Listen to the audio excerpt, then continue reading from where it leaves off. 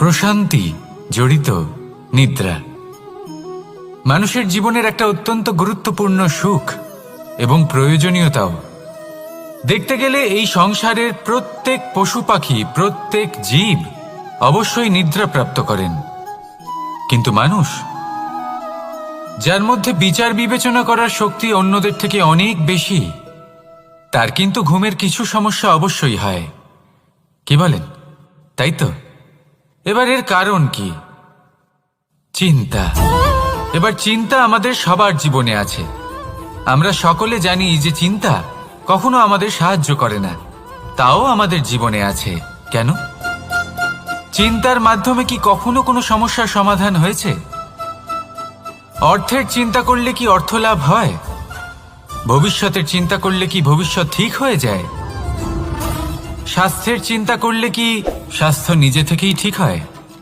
হয় না।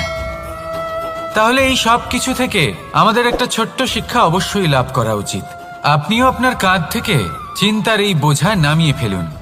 আর এই সব ইচ্ছে একত্রিত হয়ে আমাদের মনে চিন্তা উৎপন্ন করে। তাই এই চিন্তাগুলিকে ত্যাগ করুন। প্রকৃতির প্রেমের ওপর বিশ্বাস রাখুন। মনে রাখবেন, যিনি চিন্তামুক্ত হবেন তিনি চিতামুক্ত হবেন। সুখের নিদ্রা প্রাপ্ত করুন, আর নিদ্রায় যাবার আগে আমার সাথে ভালোবেসে বলুন, রাধা রাধা।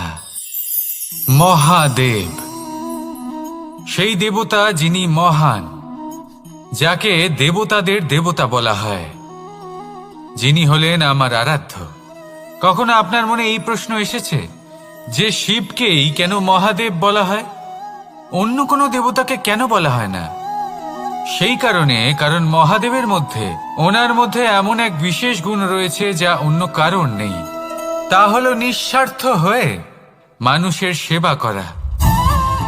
যদি প্রয়োজন পড়ে, যদি সৃষ্টির পথে বিনাশের কালো মেঘ ছেয়ে থাকে, তখন নিজের প্রাণের চিন্তা না করে হলাহল পান করার জন্য প্রস্তুত থাকেন মহাদেব। আর এই অদ্বিতীয় ত্যাগের জন্যই শিবকে মহাদেব বলে ডাকা হয়। এবার যদি কোনো মানুষও নিঃস্বার্থ ভাবনার দ্বারা নিজেকে অর্পণ করে দেয় এই জগতের কল্যাণের জন্য, মানুষের সেবার জন্য, তাহলে তিনিও মহাপুরুষ, মহামানব হতে পারেন। যদি কেউ অভুক্ত থাকেন, তাহলে নিজের থালা থেকে অর্ধেক খাবার তাকে দিয়ে দিন। যদি কেউ অসুস্থ হন, তাহলে তাকে সেবা করার, চিকিৎসা করার চেষ্টা করুন। এই জীবন শুধু নিজের জন্য নয়, অন্যদের প্রতি, সমস্ত সংসারের প্রতি উৎসর্গ করুন। যদি এই সব মানুষ শিখে যান, তাহলে তিনি মহাদেবের পথে অগ্রসর হতে পারেন। যদি মানুষ নিঃস্বার্থ ভাবনার দ্বারা এই সংসারের সেবা করতে শিখে যান, তাহলে তিনি নিশ্চিত রূপে মহামানব অবশ্যই হতে পারবেন। আসুন আমার সাথে ভালোবেসে বলুন, রাধা রাধা।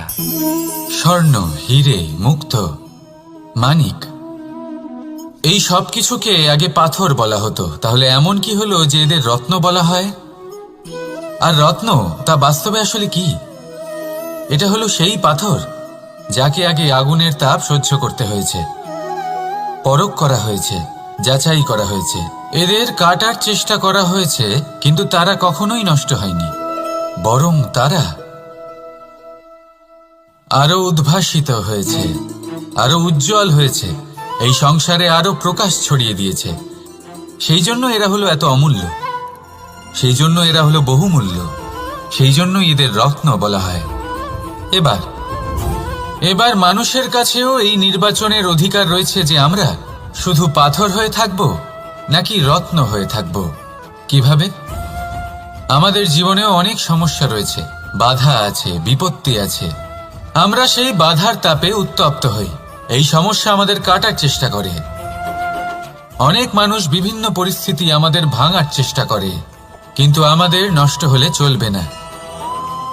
যেভাবে এই রত্ন সমস্যার সম্মুখীন হয়ে পাথর থেকে রত্ন হয়েছে, সেইভাবেই আমাদেরও আমাদের সমস্যার সম্মুখীন হয়ে রত্ন হয়ে উঠতে হবে, এই সংসারে প্রকাশের স্রোত হয়ে উঠতে হবে। তাহলে এটাই করুন, আর আমার সাথে ভালোবেসে বলুন, রাধা রাধা। সংসারে সব থেকে বড় শক্তি আসলে কি? কেউ বলবেন শারীরিক শক্তি, কেউ বলবেন অস্ত্রের শক্তি, কেউ বলবেন জ্ঞানের শক্তি। ঠিক আছে, কিন্তু যদি আমি বলি সংসারের সব থেকে বড় শক্তি হল শক্তি কোনো এক তথ্যের, আগে হ্যাঁ, তথ্য।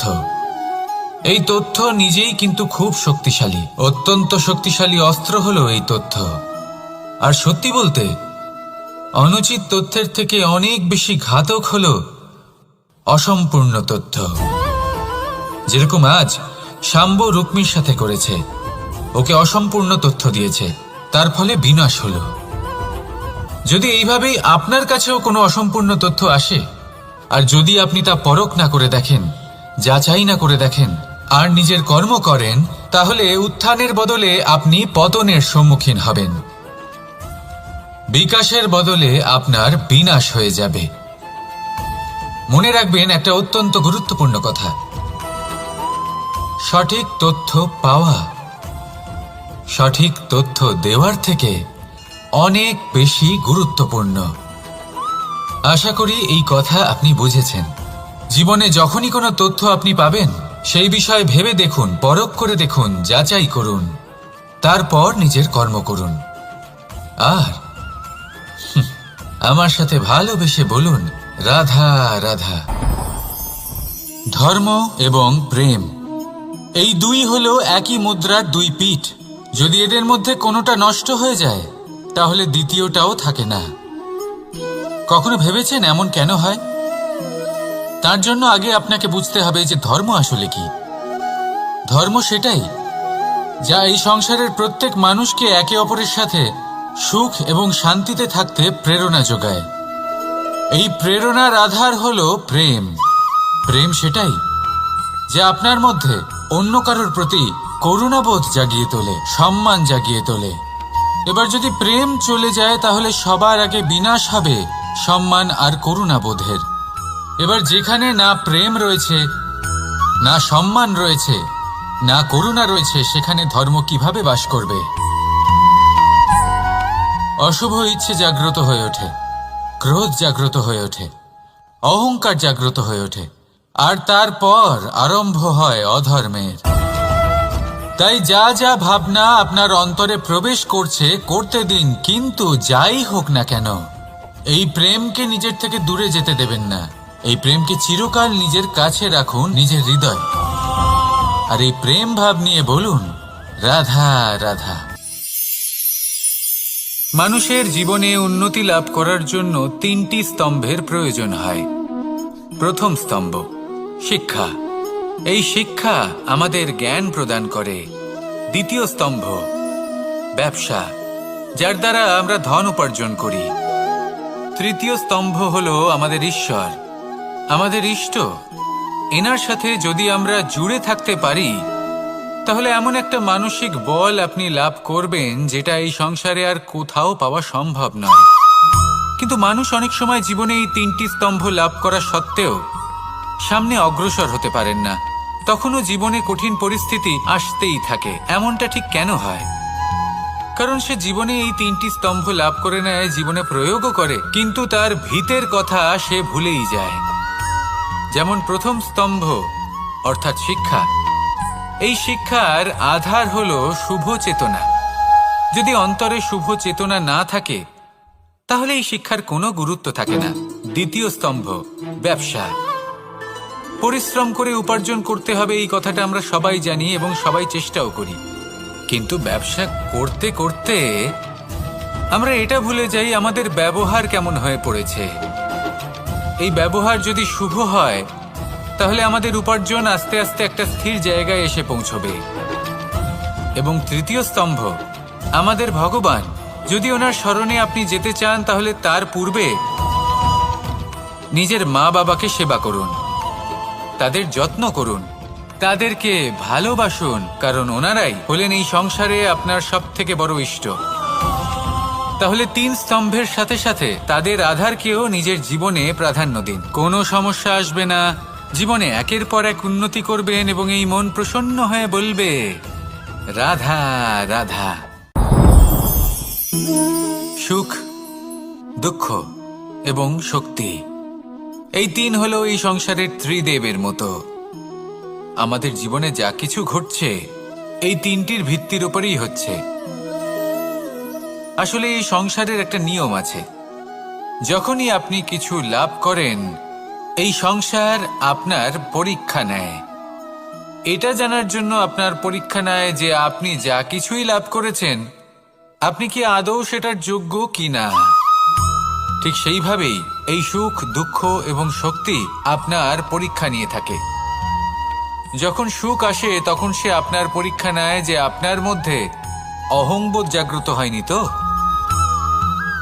যদি অহংবোধ চলে আসে তাহলে সুখ সেখানেই সঙ্গ ত্যাগ করে। দুঃখ আপনার ধৈর্যের পরীক্ষা নিতে থাকে, আর যদি আপনার মধ্যে ধৈর্য না থাকে তাহলে এটা আপনাকে আরো বেশি দুঃখের গভীর অন্ধকারে ঠেলে দেবে। সেখানে শক্তি পরীক্ষা নেয় আপনার বিনম্রতার।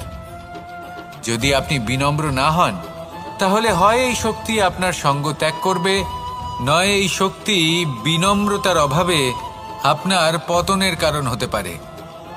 এই সংসারে যে কোনো ব্যক্তি যিনি এই পরীক্ষায় উত্তীর্ণ হয়ে থাকেন এই জীবনে তিনি সাফল্য লাভ করেন। আসুন আমার সাথে ভালোবেসে বলুন, রাধা রাধা। ভয়ের সাথে আমরা সবাই পরিচিত, কষ্টও আমরা সবাই পেয়েছি। কখনো কখনো আমরা অসুস্থ হয়ে পড়ি, আর এমন সময় হলে মাতার মমতা, কখনো বাবার স্নেহ, কখনো বন্ধুদের পাশে থাকার অনুভূতি আমাদের রোগ নিরাময়ে সাহায্য করে। কখনো যদি আমরা নিরাশ হয়ে পড়ি, তখন যদি আমাদের কোনো আপনজন আমাদের দুটো ভালো কথা বলে তখন আমাদের মনোবল বেড়ে যায়। ঠিক তেমন সংসারের এই রঙ্গমঞ্চে যদি আপনি পীড়িত অনুভব করেন, কিছু শুভ কথা আলোচনা করুন, কিছু স্তুতি গান করুন, কিছু মুহূর্তের জন্য হলেও নিজের ইষ্টদেবের কথা স্মরণ করুন আর প্রার্থনা করুন। সাহস বাড়বে, শক্তিও বৃদ্ধি পাবে এবং সামনে এগিয়ে চলার পথও দেখতে পাবেন। তখন এই মন প্রসন্ন হয়ে বলবে, রাধা রাধা। এই সংসারে কখনো কোনো ব্যক্তিকে তার বাইরের পোশাক দেখে বিচার করার চেষ্টা করবেন না, এটা খুব বড় ভুল করবেন। যেমন আমরা জীবনে অনেক সময় এমন করি, ধরুন কোথাও একটা গাছ দেখলাম, খুব বিশাল আকারের একটা গাছ যেটা মাটির থেকে অনেক উঁচুতে পৌঁছে গেছে, যার বিশাল শাখা আছে। সেগুলো দেখে আমরা ভাবি যে এই গাছে হয়তো কত সুস্বাদু ফল আছে, আমরা সেই গাছের পরিচর্যা করতে থাকি। আবার অন্যদিকে হলো একটি তৃণ যেটা মাটি থেকে কিছুটা উঁচুতে পৌঁছেছে, কিন্তু সেই তৃণর নিচে, মাটির নিচে অত্যন্ত সুস্বাদু ফল বা সবজি জন্ম নেয়, যা আমাদের স্বাস্থ্যের পক্ষে অত্যন্ত উপকারী। সেই জন্য কখনো আবরণ দেখে কাউকে বিচার করতে চেষ্টা করবেন না। তার বদলে এটা বোঝার চেষ্টা করুন যে আপনার সামনে যে ব্যক্তি আছে বা বস্তু আছে তার বিশেষত্ব কি।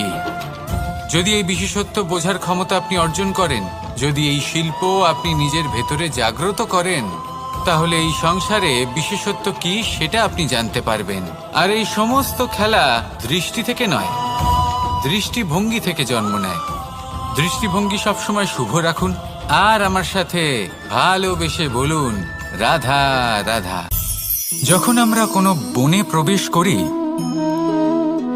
তখন এই সবুজ ঘাস দেখে, এই কোমল ঘাস দেখে আমাদের মন প্রফুল্ল হয়ে ওঠে। ভিন্ন ভিন্ন প্রজাতির ফুল, ভিন্ন ভিন্ন রঙের ফুল দেখে এই মন আনন্দে ভরে ওঠে। এখানে শিশুরা আনন্দ লাভ করে, বড়রা ভোজন গ্রহণ করেন, কথাবার্তা বলেন, হাঁটাহাঁটি করে বেড়ান। এবার ভেবে দেখুন, যখন এই উপবনের নির্মাণ হয়েছিল সেই সময় যদি এই মাটিকে সঠিকভাবে খনন না করা হতো, যদি তাতে সঠিকভাবে বীজ রোপণ না করা হতো, যদি কোনো সংঘর্ষ না হতো, পরিশ্রম না করা হতো, যদি চলতে চলতে পায়ে কাঁটা না বিঁধে যেত, তাহলে এই সুন্দর বন দেখে আমরা কি এই আনন্দ লাভ করতে পারতাম? কখনোই নয়। ধরুন কোনো নদীর তটে সুন্দর একটি বন আছে, সেই বনের আনন্দ লাভ করতে গেলে আপনাকে সেই নদী পার করতেই হবে। যদি সুখের নদীর কাছে পৌঁছতে চান তাহলে তটে যে কাঁটা রয়েছে সেগুলোর সাথে সংঘর্ষ করতেই হবে। এই সংসারে যদি আপনি সুখ লাভ করতে চান তাহলে সুখ লাভের এই যাত্রা শুরু করতে হবে সংঘর্ষ দ্বারা। তাহলে সংঘর্ষকে স্বাগত জানান, এর পেছনেই সুখ রয়েছে যা আপনার জন্য অপেক্ষা করছে। এবার হাসুন আর আমার সাথে ভালোবেসে বলুন, রাধা রাধা। সংসারে আমাদের জীবনের সবথেকে বড় দোষ কি আপনি জানেন? কেউ বলবেন লোভ, কেউ বলবেন লালসা, কেউ বলবেন অসত্য। দেখুন, দুঃখের মূল কারণ হলো পরিশ্রম না করা। কিছু মানুষ ভাবেন যে আমি জীবনে কোনো পরিশ্রম করব না, অথচ আমি সবকিছু প্রাপ্ত করতে চাই। আর এমন এক কারণের জন্যই দূতের মতো খেলা আমাদের জীবনে প্রবেশ করার সুযোগ পায়। দূত। এই দূত আসলে কি? দূত অর্থাৎ কোনো পরিশ্রম ছাড়াই অন্য কেউ পরিশ্রম করে যা অর্জন করেছেন, যে সুখ সুবিধা অর্জন করেছেন, তা নিজের জন্য শুধুমাত্র একটা খেলার মাধ্যমে নিজের করে নেবার ইচ্ছে। আর এই ইচ্ছে অত্যন্ত বিনাশকারী হতে পারে। এই ইচ্ছে যদি আপনার বিবেক, আপনার মন, আপনার চেতনা, আপনার ভাবনা প্রবাহিত করে ফেলে, তারপরে আপনি চেষ্টা করতে শুরু করে দেবেন, আর সেইখান থেকেই আপনার পতন শুরু হবে। এই চেষ্টা করবেন যে অন্য কারোর জীবনের সমস্ত ধন, তার সমস্ত জীবন সম্পূর্ণভাবে নিজের করে নেওয়ার। কারণ প্রথমে আশা জাগ্রত হয়, আর এই আশা হতাশায় পরিণত হতে সময় লাগে না। এই হতাশা কুণ্ঠায় পরিণত হতে সময় লাগে না, কুণ্ঠা লোভে পরিণত হতে সময় লাগে না, আর এই লোভ প্রতিশোধ স্পৃহাতে পরিণত হতে সময় লাগে না। আর যখন এই সব কিছু হয়, আপনি দুষ্ট হয়ে যান। আর সবাই জানেন যে প্রত্যেক দুষ্ট ব্যক্তির পতন হলো অবশ্যম্ভাবী। তাই নিজেকে দূতের থেকে দূরে রাখুন আর পরিশ্রমকে নিজের কাছে টেনে নিন। জীবনে আপনার যা যা স্বপ্ন রয়েছে, যা আপনি করতে চান, শুধুই পরিশ্রম দ্বারা অর্জন করুন। তাহলে তাই করুন আর আমার সাথে ভালোবেসে বলুন, রাধা রাধা। জীবনে কিছু শেখা অত্যন্ত গুরুত্বপূর্ণ। এবার কি কি শিখতে হবে সেই সব শেখানোর জন্য অনেক শিক্ষক রয়েছেন, কিন্তু কি শিখবেন না আর কি করবেন না, এটা আমাদের নিজের অভিজ্ঞতা দিয়ে শিখতে হয়। কিন্তু তার মানে এটা নয় যে যদি আপনাকে শিখতে হয় যে আগুনের তাপ কতটা, আপনাকে আগুনের মধ্যে হাত দিতে হবে। না, অন্য কারোর অভিজ্ঞতা দ্বারাও শিখতে পারেন। প্রশ্ন শুধুমাত্র একটাই যে আপনি কি শিখতে চান নাকি চান না। যদি আপনি এটাই ভাবেন যে আমি শুধুই নিজের অভিজ্ঞতা দ্বারাই শিখতে চাই, তাহলে জীবনকাল ছোট মনে হবে, অনেক কিছুই শিখতে পারবেন না। তাই নিজের সাথে সাথে বড়দের অভিজ্ঞতা দ্বারাও শেখা শুরু করে দিন। এই সংসারের অভিজ্ঞতা দ্বারা শিখতে শুরু করে দিন। আর এটা নিশ্চিত রূপে শেখা আবশ্যক যে কখন কি করবেন না, কোথায় থামতে হবে আর কোথায় থামবেন না। তাহলে আসুন আর আমার সাথে ভালোবেসে বলুন, রাধা রাধা। ভোজন। এবার ভোজন সংগ্রহ করার জন্য মানুষ কি না করেন, সবসময় চেষ্টা করতে থাকেন। ফসল উৎপাদনের জন্য অনেক পরিশ্রম করতে থাকেন, কিন্তু অনেক সময় অনেক পরিশ্রম করার পরেও ফসল ভালো উৎপাদন হয় না। এর কারণ কি? কারণ হলো এটাই যে আপনি পরিশ্রম হয়তো অনেক করেছেন, কিন্তু আপনার নজর তো সেই বীজের দিকে ছিলই না যা আপনি রোপণ করেছেন। সেই জন্য সবসময় কোনো বীজ রোপণ করার আগে তাকে পরখ করে দেখুন, তা অত্যন্ত আবশ্যক। আর সেইভাবেই যখনই কোনো কর্মের প্রশ্ন আসে, তাহলে সেখানে শুধুমাত্র পরিশ্রম যথেষ্ট নয়। সেই কাজের প্রতি আপনার কর্তব্য কি, আপনার উদ্দেশ্য কি, সেটা জানা হলো অত্যন্ত গুরুত্বপূর্ণ। তাই কর্ম করুন, কিন্তু সেই কর্মের প্রতি আপনার যা উদ্দেশ্য তার মাহাত্ম্য বুঝতে চেষ্টা করুন। তাহলে আসুন আমার সাথে ভালোবেসে বলুন, রাধা রাধা।